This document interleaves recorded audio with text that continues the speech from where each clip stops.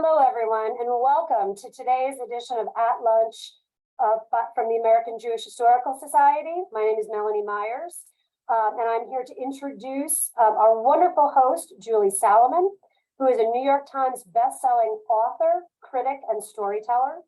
She was a reporter and film critic for the Wall Street Journal, and then a TV critic and arts reporter for the New York Times.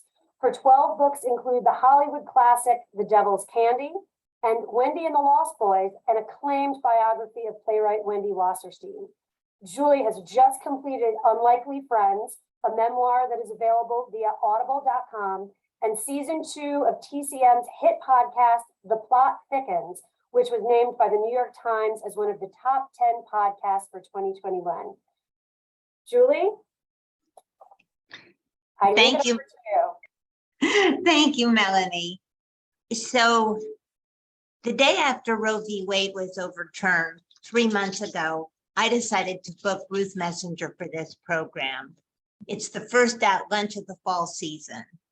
Ruth has lived and been a leader through many tumultuous times. I wanted her perspective on the moment we are in.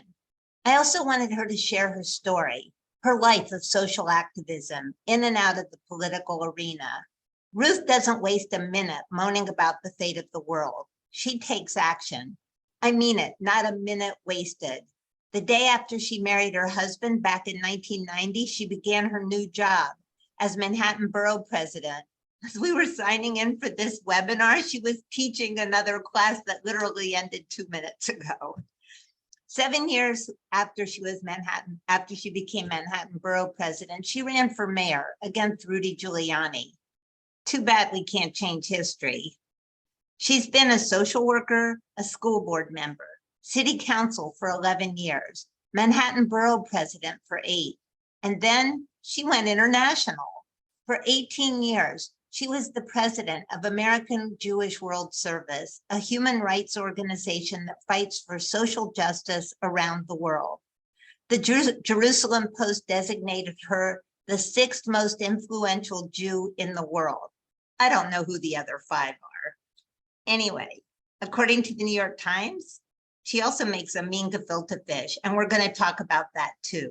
Ruth, welcome to At Lunch.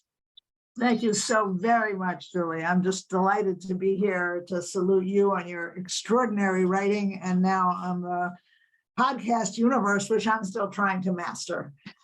Oh, you've already mastered it, I'm sure. You do so many things with one hand and the other.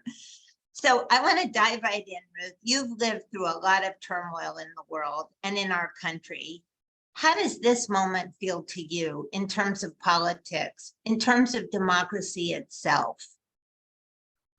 Well, it's a big question to start with, and obviously I need to be honest, and I need to figure out a way to be honest without being depressing. So, Alice Walker, the writer, said, we're living in the best of times because there's so much work to do. And that's about as cheerful a spin as I could put on it. So I think we're in trouble. I care a lot about a lot of issues. I spend a lot of time urging people to figure out what they care most about and to get active and to tell them that despair is not a strategy. And it takes a lot of time and a lot of work to make change. And that's, I think, going to be the theme of much of this interview.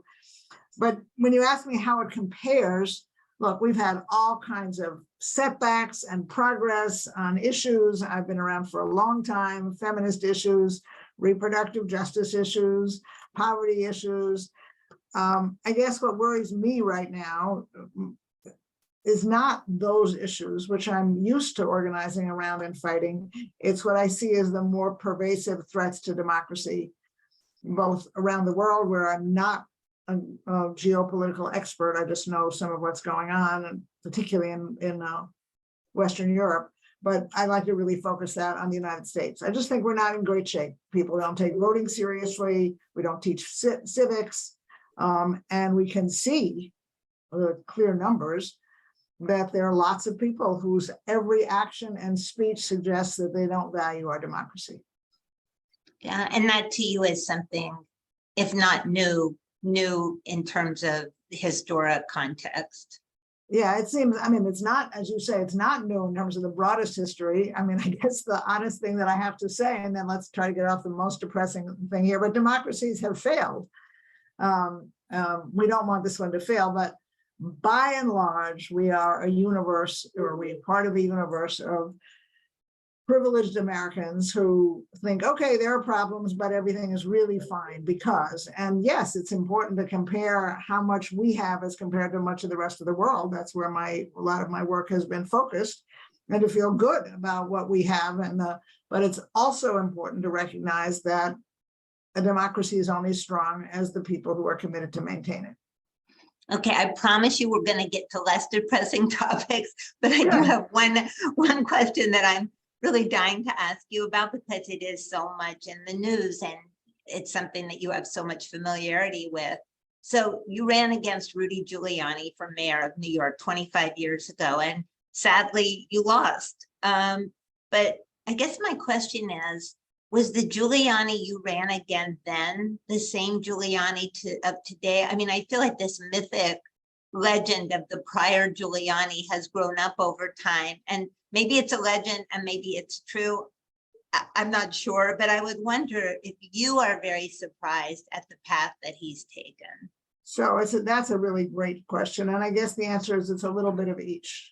Am I totally surprised? No. Do I agree with the people who say, oh, there was this man, he was a spectacular mayor, he did this and that and the other thing, and then someplace along the way something happened to him? That's too facile a response. This is a guy who came to fame as a prosecutor, something we all need. But if you remember back, this is a guy who was gleeful about his prosecutions.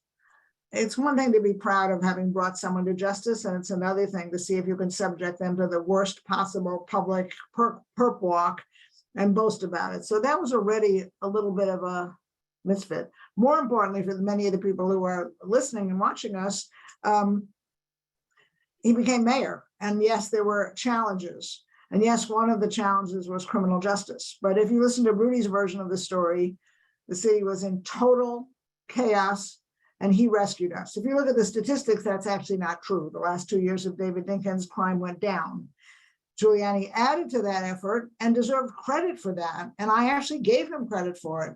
But in my judgment, he was never able to pivot and focus on all the other things in the city of New York that needed precisely that kind of targeted leadership. He could have done it with education. He could have done it with housing. He could have done it with healthcare. He didn't.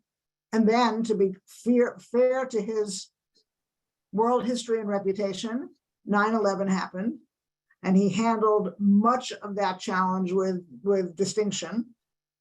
And then he collapsed again. And just in terms of what kind of person he is, I have to remind you that this is a man, and this is true, who announced his divorce from his wife at a press conference before he had told her. And for me, that sums up a lot of who we subsequently saw him become in what I think was and you alluded to this. So yes, out of the old character and really, really fiercely bizarre effort to gain power with Donald Trump in ways that were unseemly and that now are being brought up on charges and may result in actual criminal charges against him. So I do want to follow up on that, because I love the fact that the thing that you bring up about Rudy Giuliani that is the most unbecoming, to put it politely, was announcing his divorce to his wife publicly in that way, without telling her first. And I guess I love that. And to me, that feels, not to be, I don't want to be gender stereotyping, but to me, that feels like a very woman type reaction. And I think a really valid and true way of looking at things. And I wonder, just to add to a little color to that, do you feel that that whole notion of character coming out in your private as well as your public life, saying something? Because one of the things we saw with Donald Trump was, all of these terrible things about character came out over and over and over and over again. And people seem to ignore it. And do you think that's a quality we've lost as a people, this inability to say, well, if somebody's a terrible person personally, they might be a terrible person politically? Yes, I think you said it really well. It's not like we're not You know, like we're not, an election is not a beauty contest. An election is not a like, is the guy friendly or is he a little bit too nerdy or is the woman passionate or is she a little bit too shy? Those are all questions you ask, but you are pointing out something that I think is more fundamental, and that is if you get to know somebody who is in a leadership position or aspiring to be in a leadership position, and you keep seeing things about them that you don't like, or you keep hearing information about how they are sort of off screen that gives you pause, that pause is legitimate. People don't live totally separate lives. And you know, I tell the divorce story just because it was like one of the first sort of cracks in his exterior that we all saw. He was like the mayor of the city of New York. He was in a campaign and he seemed to think there was nothing wrong with at a press conference saying, oh, by the way, and no, I haven't told my wife. I had a ridiculous run-in with him. It's a silly story, but at one point on a Columbus Day, when I was running against him on a Columbus Day parade, the press, just desperately looking to sort of stir something up, sort of interviewed him about the campaign. And he apparently said to them, well, my opponent, Ruth Messinger, wasn't at the Cardinals' breakfast this morning. And so the press corps came running to find me in the parade to say, oh, the mayor is really angry because you weren't at the Cardinals' breakfast this morning. And I looked at the press and I said, I'm not Catholic. And it was like he just said anything that came to his mind. There was no logic to that. The silliness of that story is that the press took him seriously enough to come question me. But it was a Cardinals mass. And it's not like I couldn't have gone, but I saw no reason to go to the Cardinals celebrating mass. Yeah, no, that's a great story. And now I promised we would move to happier topics, and we will, because I think it's really important for people to hear this story at this particular moment in time. So you are quintessential New Yorker, you know, Upper West Side, grew up here. Your mother worked for the Jewish Theological Seminary.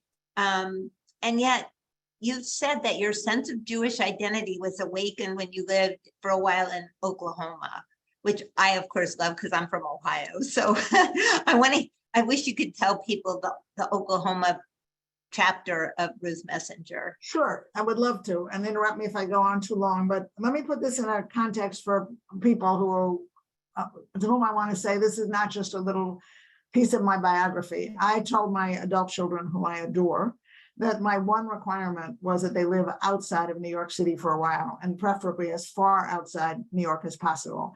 Because New York is a bubble, and the West Side, where I raised my children, is a bubble inside a bubble inside a bubble. The world is not full of Jews. The world is full of people who are what I would describe as unconscious anti-Semites. That is, they really don't know what they're saying, but they've heard it for so long that they think it's okay.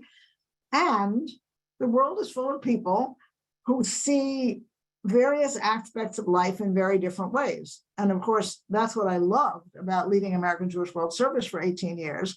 But you are correct that I first learned that in Oklahoma. So without any of the details, I ended up living in Oklahoma for 2 years because my former husband, who's no longer alive, was a child psychiatrist, and he went into the public health service in the early 1960s in order to stay out of Vietnam. That's why we were in Oklahoma.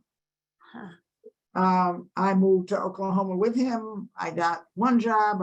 I'm a graduate of the School of Social Work at the University of Oklahoma, proud graduate, and then I got another amazing job. But without giving all of the stories, because I can go on for too long, I'll just say a couple of things. First of all, when I was working in the town and county where I was working, everybody always asked people about the weather. Now, we live in New York, and people love to say it's the hottest summer on the record, it's climate change, but it's a very idle level of conversation. It's like, how are you? What do you think of the weather? How many days since it rained? It took me about a week to understand that I was living in a place where when people talked about the weather, they were talking about the economy, their own economy, and the economy of the town and the county. And it just was dramatic to me. People actually live off the land. This land in Oklahoma is basically terrible. It's very dry land. And so it mattered to them exactly what the weather was. So that was like one learning that's very sort of small bore, but important. But I met people, I alluded to this before, who literally had never met a Jew or who knew one Jew. I discovered what we all know, but you don't usually run into it quite so dramatically, and that is people's capacity to stereotype based on nothing. I literally was in a meeting. I'm not going to tell the whole story, Julie, because it takes too long, but I was in an early meeting in which I said something about Jews in response to it. There was a question about Jews, and I answered the question, and my answer was quite reasonable. And there was silence in the room. So I wondered what I'd done wrong. And someone said, "How do you know that?"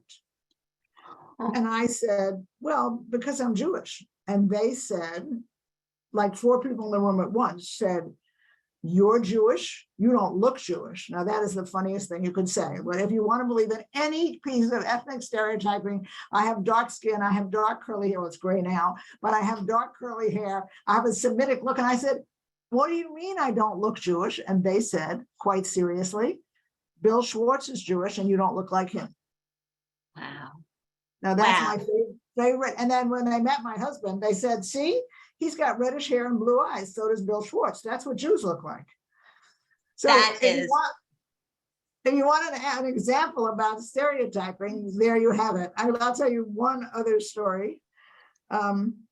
This is a positive story and has a little bit to do with how I ended up going into politics. So I was in, as I said, I was in the class at the School of Social Work.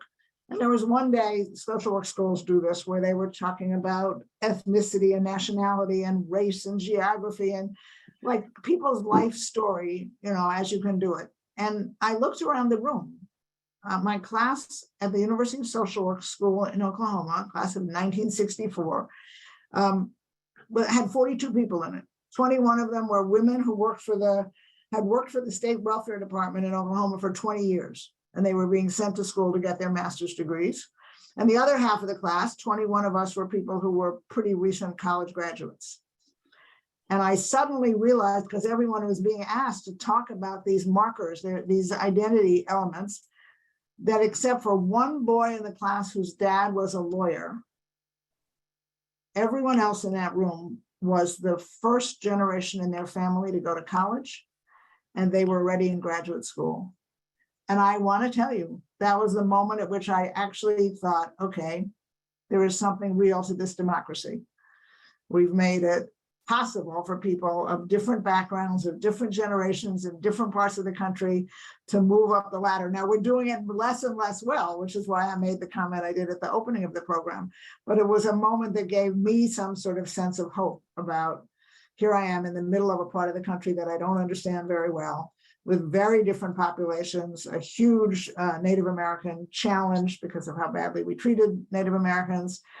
But it's still a place in which people can rise above their background and come up to positions of leadership. And that meant a lot to me, still does. I love that story. And I just want to follow up on that, because as you were talking about the people there having misconceptions of what a Jew was. What misconceptions about what an Oklahoman was did you have that maybe was changed when you were out there? Okay, I'll tell you a couple, and then I'll tell you another Jewish story. So it probably stood me in good stead that I did kind of go there saying, like, I'm not worrying about the fact that I'm moving to a different part of the country with people I don't know. People are people, and I'm a social worker, and I'll make my way. So that was the good news. The challenge was that I had no idea of the full dimensions of the Native American story, which I would like to point out, we still don't teach in our schools, except in the rosiest and inappropriate way. And I didn't understand, and this is complicated, but I'll just say it. It was the early 60s, so I was certainly already engaged in civil rights work and aware of race issues. And what did I discover in Oklahoma? I discovered that while there was nothing great about being Black, in Oklahoma, there were whites and there were Blacks, and they worked together, and then there were Indians, and they were terrible. Now, obviously, they're not my point of view, but I discovered a different brand of racism in which somehow it seems as if people always have to have somebody to put down to, tell rumors about, to misunderstand, to misconstrue, and to beat up on. But all of a sudden, in the middle of the United States in the 1960s, it wasn't white versus black, it was white and black versus Indian. So that just helped me understand that none of it makes any sense. I want to tell you one faith story, because this is a Jewish podcast. Among the things that I had to do in Oklahoma after I graduated from school was to set up child welfare work, that is foster care and adoption services, in a county that, to be polite, had no such services and abused children themselves. So I had to meet with the county judge, the county sheriff, and the county attorney. All of them what can only be described, if we're sitting safely in New York today, as rednecks. They thought I was the strangest person they'd ever met. They actually told me that. They said, we don't know any women women don't have any power over us, which they knew I did have. And besides, we don't know any Jews. And besides, you talk too fast. So I said, well, I can slow down how I talk, gentlemen, but that's about it. And then I told them that what they were doing, I told them nicely that what they were doing was not legal, and that they had to treat abused and neglected children differently. And they said, well, what do you expect us to do with them? And I said, they have to go into foster homes. And they said, we don't have any. I said, no, that's my job, is to find foster homes. At that moment, I was beginning to think, this is like a really perilous journey in this county. These people are like out to get me.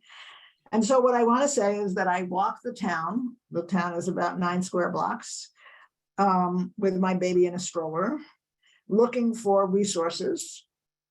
And one of the things I saw was that there were several houses that were just regular houses, but they clearly functioned as evangelical churches, because they would have a sign in the yard that said, this is the Church of the Blood of Jesus Christ, and we meet here on Tuesday evenings. So I went up to 3 of those places that were clearly sort of part-time churches, and I introduced myself to the minister, and I explained that I was looking for foster homes and what it took to create foster homes. And in each sense, each one of them, without talking to each other, said, oh, you must come when we have a service on Tuesday night or Sunday afternoon, and we'll give you a chance to speak.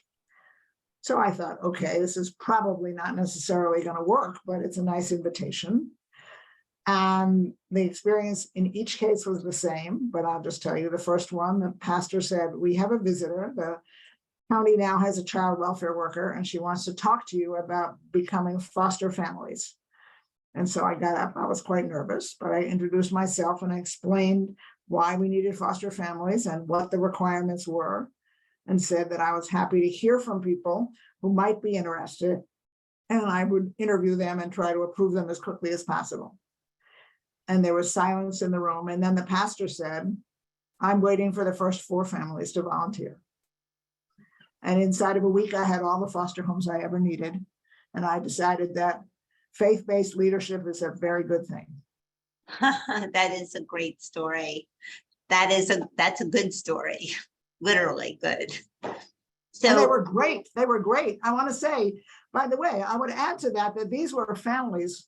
Again, I'm using a New York set of stereotypes now. These were lower working class or blue collar families, mostly white. Nobody who struggled with weather, work, employment, living in an incredibly economically depressed part of the country. Nobody had ever asked them to do anything or rewarded them for doing anything except just their own struggles to put bread on the table. And so I actually was like their first dealing with government that was positive and that gave them some recognition. And they were the best foster families you could ever hope for. Well, that is a great story. And it leads very nicely to my next question, which is, you were a privileged kid. It wasn't like you grew up in the shtetl. You grew up in the Upper West Side. You went to Brearley, you went to Radcliffe, and yet you've really, I think, spent your entire life fighting for social justice, which was not necessarily the path that was preordained for you, or maybe it was. Could you tell us what gave you that spark to go into that? I won't even say line of work, because it's really a calling, but what sparked it?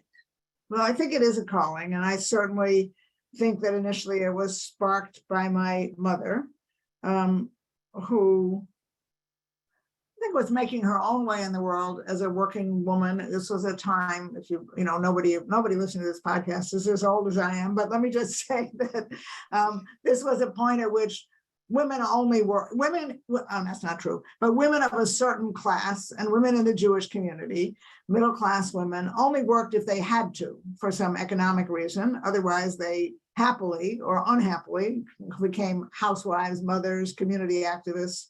My mother started work because of her interest in work, and also because she was supporting my dad in graduate school.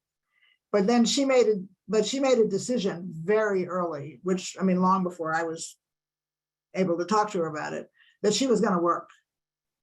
And I think it was a bit disruptive. My dad had to adjust to the notion that, unlike all his friends, he had a wife who went to work. He did spectacularly in supporting her in that regard. But she worked, and she used a piece of her work doing public relations at the seminary to pick up the Jewish commitment to social justice and help the seminary promote that to the world. If there are listeners here, if you want an exercise, go ask your parents or your grandparents about a radio and television program called The Eternal Light. It was a fantastic program. It was the first program on a national network that came from a faith community and talked about what that faith community believed. So it was on behalf of the Jewish community, and it was everything from a family drama one Sunday about what is Purim, to an interview with Rabbi Heschel, to an interview with, I can't remember her name, Gertrude Berg, who played Molly Goldberg on television, to some more profound teaching about Jewish beliefs. But anyway, my mother was the co-producer, and I mention this because when I speak around the country, I can find people who remember being told to come home quickly from Sunday school so we can all listen to The Eternal Light together. And so that program, as I said, did a lot of things, everything from telling you about a holiday to interviewing a movie star, but it also talked a lot about the Jewish commitment to social justice. She made that a key piece of the work that she did for Louis Finkelstein, who was then the chancellor of the seminary. And it rubbed off. I think it rubbed off on us in different ways. My sister is a pediatrician. She has some of the same very strong inklings to work toward justice. I don't think she ever would have contemplated the notion of going into elected office. But it surely influenced both of us, and I treasure the fact that it did. And then I would just add one thing to that, and that is I mentioned Rabbi Heschel, who I think remains the most articulate social justice leader of in the Jewish community of the 20th century. And I was privileged to essentially know him because he was at the seminary. My mother worked there, and he spoke on every occasion and wrote on every occasion about the obligation of Jews to take the exhortations of the prophets seriously and to pursue justice. And it became my calling. I think that's a very good word for it. Thank you. I mean, do you think that that's still as predominant an ethos in the Jewish community today as it was then? In some places, no, with distress. I'm very concerned right now about the Jews who were, sorry, my word for it, but on the wrong side of the issue, particularly with regard to immigration. I don't care which party you're in, and I do care whether you respect the rights of women and whether you respect the needs of poor people. But I care about that, but I'm used to having debates and arguments about that. I find appalling that there are Jews in America who talk about the asylum seekers at the Port Authority bus terminal, which is going on right now in New York, is like, we don't need those people here. Where did they come from? Why are they coming to this? Anyway, it's just appalling to me. We are all immigrants. Every Jew I know should know his or her immigrant history. And in many cases, if you explore it, you have family that came here that were not documented, that snuck into this country, that made use of what I refer to again as the American democracy as an opportunity to move forward. How can you literally climb the ladder and then close the door behind you? And the community is full of that. So that's the bad news, Julie. But yes, I think that there are huge ongoing there is huge ongoing leadership in the Jewish community at the level of clergy, particularly at the level of relatively newer organizations founded in the last, say, 35 years, like American Jewish World Service, which I ran, which works globally, like Mazon, which is concerned with feeding hungry people in the United States and elsewhere in the world, groups that do service, groups that do advocacy, to large, newer-ish groups that do that raise environmental and climate change concerns. So it is a community that is literally with my hands vibrating with social justice energy, and that's very exciting to see. I'm glad to hear that. And I would like you to talk a little bit about your work with American Jewish World Service, because I think one thing that's quite different from the work of these organizations, from the work of prior generations, I mean, even HIAS, which started as a immigration service primarily for Hebrews, now works for all kinds of immigrants, that a lot of these Jewish organizations now work for non-Jews, which is great because it's taking the teachings to a broader audience, I guess. I would love to hear about, I mean, you were such a local politician. You were a New York person, except for the Oklahoma stint. You know, you were a borough president, you ran for mayor, and then as your next career, which was really a hugely significant career, you just skipped over the national stuff and went right to, you know, Darfur. And I wondered what the thought process was for that, because that's a huge leap. And not only to, I mean, not maybe so much to go from politics into the nonprofit world, but to go from the New York person to this international ambassador of a tikkun olam, I guess, for lack of a better phrase. So I guess what I would say to that is, you know, there's that odd expression, sort of, be careful what you wish for. I guess I would give the flip side of it, that is, you know, there's a Chinese teaching that says that every crisis is an opportunity, and we should really all be open to that, because, you know, honesty prevails here. It's not like what I chose to do. I was very aware, as you say, that there was a nice continuum between the kind of work I'd done in New York City government for 20 years and the universe of not-for-profits in New York. And my imagination, if you had interviewed me in that year when I was running against Giuliani and being very angry mostly about his abuse of public education and public higher education, and you had said to me, well, but the polls say that you're going to lose, and then what are you going to do? I would have said to you, then I'm going to run a New York City not-for-profit that works on one of the issues that I've been working on in government for the last 20 years, and I can't wait. And I had some of those jobs lined up in my mind. And then I discovered, sorry to raise him again, that those groups, somebody told me this, I didn't figure it out myself, none of those organizations was going to hire me, because they by then knew that Giuliani was such a vindictive human being that they would punish the group that I ran. Wow. And so I think they are correct. I unfortunately didn't put that to a test, but I think it's true. And I think I was a little slow to figure that out. But all of a sudden it was like, okay, these logical groups that I think should want me as their next executive director aren't going to hire me. So wow. I talked to a couple of people, and someone said, all right, there's this organization called American Jewish World Service, and it's tiny, but it does work on global social justice issues. And you might be interested. And to be honest with you, first of all, I wanted a job and needed a job. And second of all, when I applied, American Jewish World Service, which had a wonderful small cohort of committed board members, was a very small organization looking for a new executive. And what they saw in me, to be blunt, was somebody whose career suggested she was interested in social justice. That's a good thing. Somebody who knew absolutely nothing about international human rights and development. That's not a good thing. But somebody who obviously had a bunch of connections in politics and in a donor community. And they were a $2.8 million organization. And they said, well, why not? And I took the job because they offered it to me. And not only were we able to be very successful, and not only did I learn as you point out, that the world was not bordered by the Hudson River on the east, by the Hudson River on the west and the Atlantic Ocean on the east. It was actually bigger than that.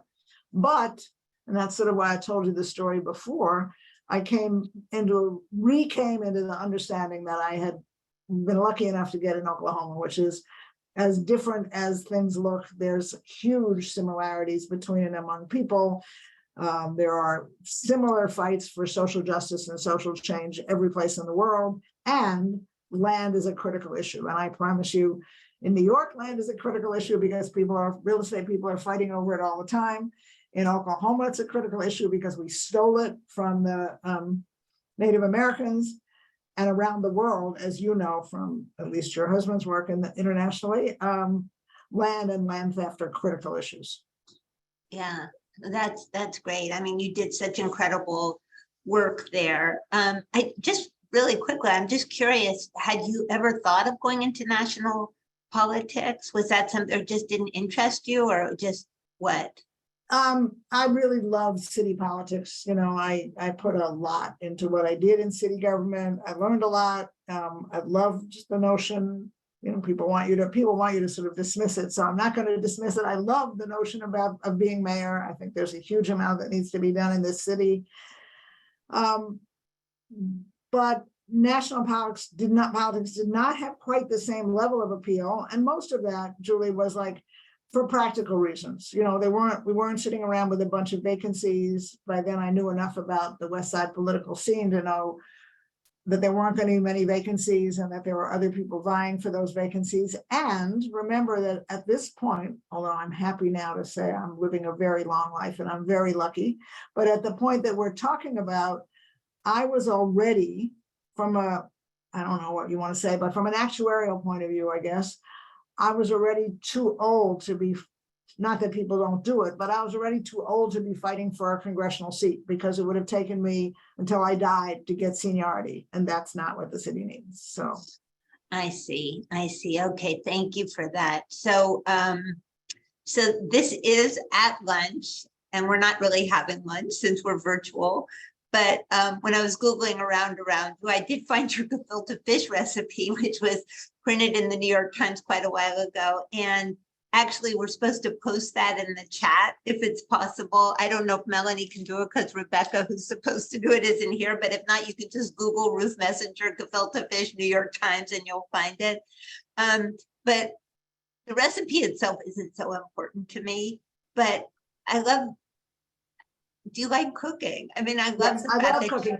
Julie, I'm gonna take advantage of your wonderful interview style. I'm gonna tell one more Oklahoma story because I just realized that people should know it, and then we'll go on to gefilte fish. So, for those of you who are sports minded, you might know that the name of the Oklahoma teams is the Sooners, and that Oklahoma is called the Sooner State. And you have most likely never wondered what that word meant. So I just want you to know, to affirm the point I made a few minutes ago, that in the 19th century, when British and other European colonials arrived in America, they uprooted the Native American tribes on the south coast of America, the southern part of the United States, and they told them to go to Indian Territory. And Indian Territory was a literally large circle in the middle of the country. It's on maps. It's called Indian Territory. And the notion was, if you get away from the coastline where we want to settle and build up cities and create ports and start doing white people's business, you can have the middle of the country. And probably only 60 years later, it occurred that we had run out of, it occurred to people then that they were running out of land. And so they thought, oh, well, so maybe we should settle Indian Territory. And so they announced that a rope was being stretched from some one point to some other point, and that effective a certain date, I want to say, I believe it's 1898, but I'd have to be Googled, but around then, effective a certain date in April of 1898, the land would be open for settlement. Now, the land was being lived on by Native Americans, just so we're clear, but they announced it would be open for settlement. And the greedier people among the white occupiers of the United States decided that if they went over the rope sooner, they could get more land. Oh, That's why it's called the Sooner State. And the last 10 years, where people went berserk with like, let's change the name of the Indians and let's change the name of the Redskins. I kept saying like, why don't you change the name to Sooners? Because it's a tribute to land theft, but I never got any place with it. Anyway, that's another side story. So yes, gefilte fish, I loved it. First of all, in general, the answer to your question is yes, I love cooking. I had a mother who, again, going back to that story, because she worked at a point which a lot of other women didn't, let her two daughters know that we were expected to help in the kitchen. And we actually all ended up loving cooking. And my sister is a great cook.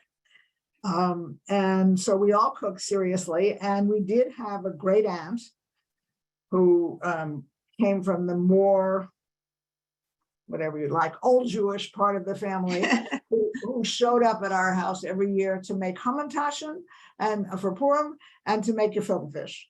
And I actually love gefilte fish and I hate canned gefilte fish. So it was like, okay, I'm going to master this technique. And the recipe has now been posted in the chat. But the only thing I would tell people is when I learned to make gefilte fish, my sister and I had to use an old-fashioned meat grinder.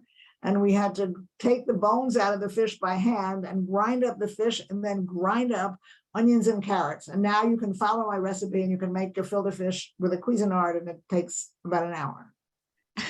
Thank you. Well, that's a nice gift to people. So I can't believe we are almost at the end of our time. We have a few minutes left.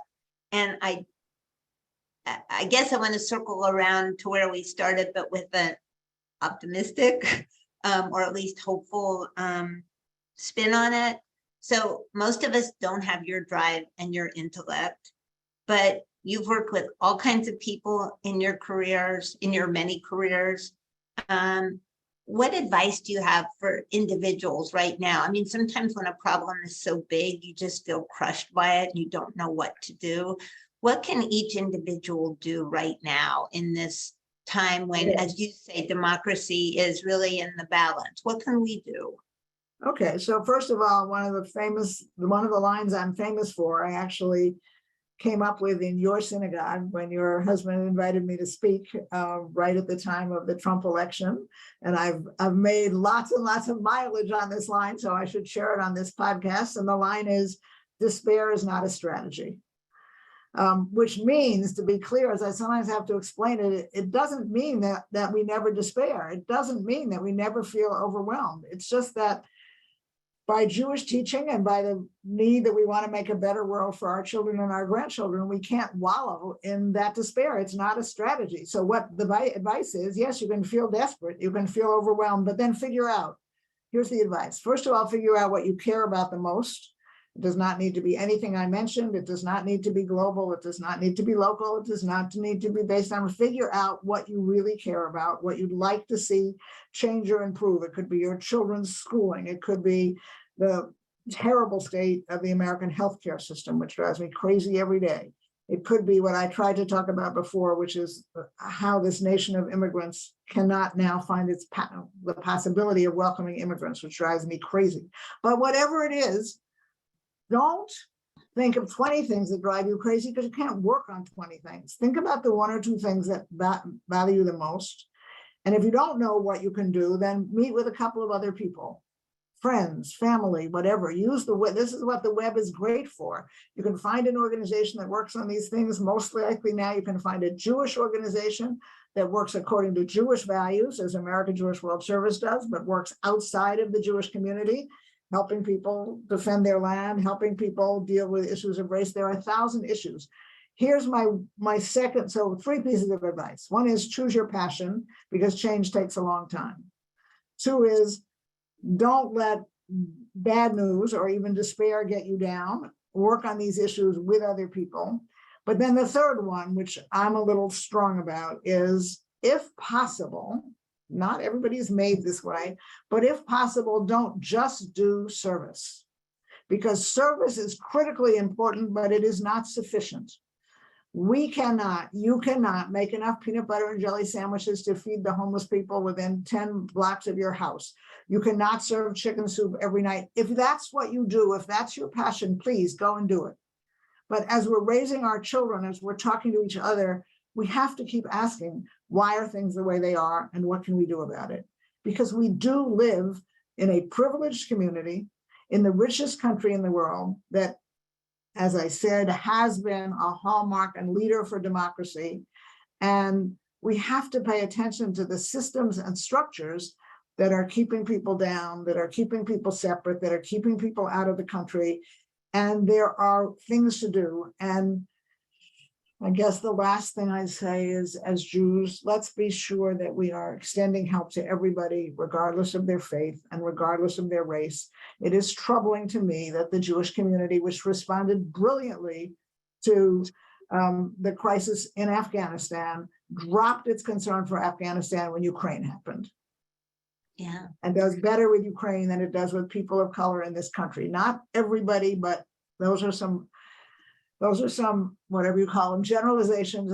Any generalization can be challenged. It's not all true, but I guess I would just ask people to keep thinking about choosing your issues, working in concert with other people, not despairing, but looking at the systemic changes that need to be made. Ruth, I can't thank you enough for this. This has been such a great conversation. You are amazing. And I think Rosh Hashanah is a couple days away.